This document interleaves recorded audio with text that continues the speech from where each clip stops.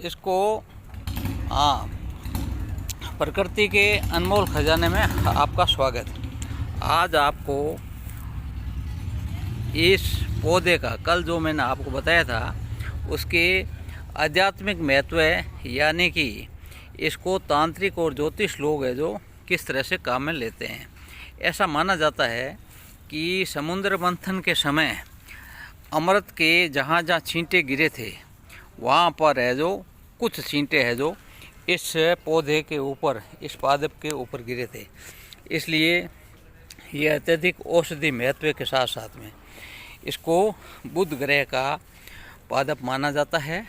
और ज्योतिष में ऐसा माना जाता है कि इसकी पूजा अर्चना के बाद में इसके ये जो फल है, फल और जड़ को लाल कपड़े में बांध करके पर्स में रखने या पूजा स्थल पर रखने पर धन की कभी कमी नहीं आती है। इसके अलावा इस पौधे के अंदर और भी बहुत सारे गुण हैं। इसको विधि विधान से ऐसा होता है कि मंगलवार को कहते हैं कि मंगलवार के दिन इस पौधे को निमंत्रण दे करके बुधवार के दिन है जो इसको जड़ों सहित उखाड़ करके अपने घर ले जाना होता है।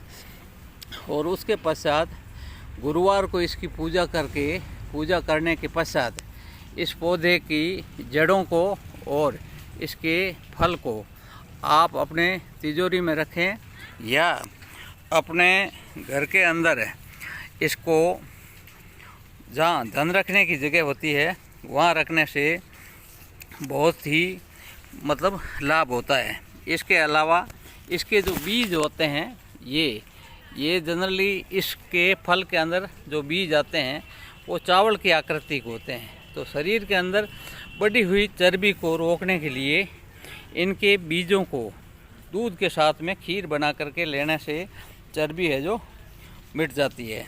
इसके अलावा इसका जो औषधि के अंदर उपयोग है वो तीखा, कड़वा और गर्म तासीर का होता है। तांत्रिक लोग इसको लक्ष्मी प्राप्ति के लिए काम लेते हैं। और इसके बीजों का अगर आप दूध के साथ में उपयोग करते हो तो भूख कम लगेगी, और भूख कम लगेगी साथ में ही चर्बी है जो शरीर की जड़ जाएगी और शरीर है जो सौष्ठव हो जाएगा। पथरी रोग के अंदर इसकी जड़ का काढ़ा लेने से पथरी गल करके बाहर आ जाती है। इसके अलावा लकवा रोग के अंदर 1 ग्राम इसकी जड़ के चूर्ण को काली मिर्च के साथ में लेने से, शहद में लेने से है जो लकवा है जो ठीक हो जाता है। इसके अलावा ऐसा माना जाता है कि इस पौधे की जड़ों के अंदर गंगा का निवास होता है और इस पौधे के अंदर ब्रह्मा, विष्णु और महेश है जो निवास करते हैं। इसलिए इस पौधे का जो धार्मिक महत्व है वो अत्यधिक है। कहते हैं कि जहाँ भगवान विष्णु रहते हैं वहाँ लक्ष्मी जी स्वतः ही है जो आ जाती है। शनिवार के दिन अगर किसी के साढ़े साथी लगी हुई है और उसके घर के अंदर या उसके गले के अंदर इसकी जड़ की अगर ताबीज़ बांध लेते हैं तो शनि की साढ़े साथी है जो मिट जाती है। इसके अलावा घर के अंदर आर्थिक कोई परेशानी है तो आर्थिक परेशानी से भी मुक्ति मिल जाती है। इसके अलावा गंजेपन के अंदर अगर किसी के बाल झड़ते हैं तो इसके पत्तों के रस को, पेस्ट को सरसों के तेल के अंदर मिला करके मालिश करने से गंजापन है जो मिट जाता है और बाल है जो आने शुरू हो जाते हैं। इसके अलावा यह और भी चर्म रोगों के अंदर भी बहुत उपयोगी है। इसके पत्तियों के काढ़े को ठंडा करके स्नान करने से सारे चर्म रोग है जो दूर हो जाते हैं।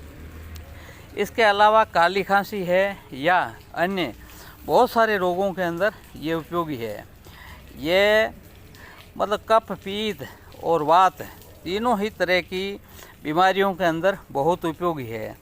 ये डायबिटीज़ में उपयोगी है, बवासीर के अंदर उपयोगी है, किडनी रोग में उपयोगी है, दांत दर्द के अंदर है जो उपयोगी है, पेट दर्द में उपयोगी है, हार्ट रोगों के अंदर, हार्ट डिजीज में उपयोगी है, कमर दर्द और चर्म रोगों के अंदर उपयोगी है। इसके अलावा दमा और काली खांसी के अंदर भी यह बहुत ही उपयोगी है। इस तरह से यह जो पौधा है यह अत्यधिक महत्व का पौधा है और इसको अच्छे से पहचान करके इसके अभी है जो ये बीज है जो सर्दियों के अंदर जब पक जाएंगे और तब तक है जो इसके मतलब पत्तों का, तनों का, जड़ का काढ़ा बना करके इसको रखा जा सकता है। इसको उल्टा लपा, अपामार का, चिड़चिड़ा, इसके अलावा लट जीरा और बहुत सारे नामों से जाना जाता है। अलग अलग क्षेत्रों के अंदर अलग अलग नामों से जाना जाता है। आपके यहाँ किस नाम से जाना जाता है ये आप कमेंट के अंदर ज़रूर बताइए। तो इस पौधे की आध्यात्मिक, तांत्रिक, ज्योतिष और आयुर्वेद के अंदर महत्ता को देखते हुए यह बहुत ही महत्वपूर्ण पौधा है। तो अपने घर के अंदर सुख, शांति, समृद्धि और वैभव के लिए इस पौधे को पूजा अर्चना के साथ में आयुर्वेद के रूप में इसके पंचांग का उपयोग कीजिए और अपने सुखी जीवन का आनंद लीजिए। धन्यवाद।